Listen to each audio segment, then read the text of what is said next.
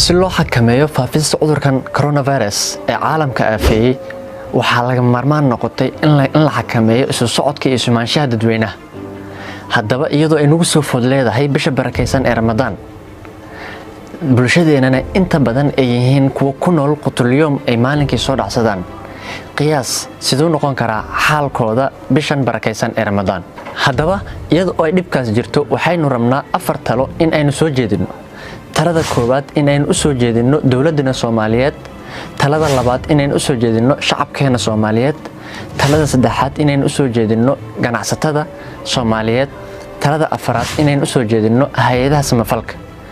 aan ku hormarno dawladda Soomaaliyeed waxaan kula talinaynaa in loo dhimriyo shacabka Soomaaliyeed ee isu socodkoodana loo fududeeyo xilliyada afurka ay raadsanayaan, iyo in loo sahlo waqtiyo la siiyo firaaqa ay wax ku soo sameeysan karaan xilliyada soonka ama ugu yaraan ay ku soo shaqeysan karaan. talada labaad waxaynu u soo jeedinaynaa shacabka Soomaaliyeed. waxaa halhays inoo ah taageera hadbakiina taag daran. waxaa loo baahan yahay halhayskaas inaan ka dhabeeno marxaladan adag ee dalkeena iyo dadkeena ay wajahayaan. waxaa la rabaa bishan barakeysan ee Ramadaan in dhammaan shacabka Soomaaliyeed gaar ahaan kuwa ku sugan dalkeena ay u gurmadaan kuwa kaleeto ee aan waxba haysanin ee la jaarka ah ama ka agdhow. waxaa la rabaa qof walba oo Soomaaliyeed cadka uu haysto in uu la goosto qofka kaleeto ee aan waxba haysan. qodobka saddexaad waxaynu rabnaa inaan kula talino ganacsatada Soomaaliyeed in ay ka qafiifiyaan waxyaabaha aasaaska u ah nolosha ee loo baahan yahay bisha barakeysan ee Ramadaan, qiimo dhimis macquul ahna loo sameeyo.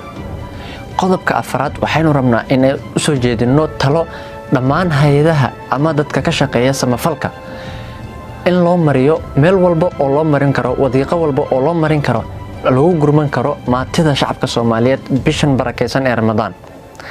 ugu dambeyntii haddaba marxaladan adag ee dalkeena uu wajahayo waxa kaliya ee laga gudbi karo waa wada shaqeyn, wada jir iyo isu gurmad. aynu isu damqano, istaageerno, isa saacideeno bishan barakeysan ee Ramadaan ee nagu soo food leh. waxaan alla ka baryaynaa in cudurkan aafeeyay caalamka dhammaantiis inuu naga dulqaado, uu naga badbaadiyo.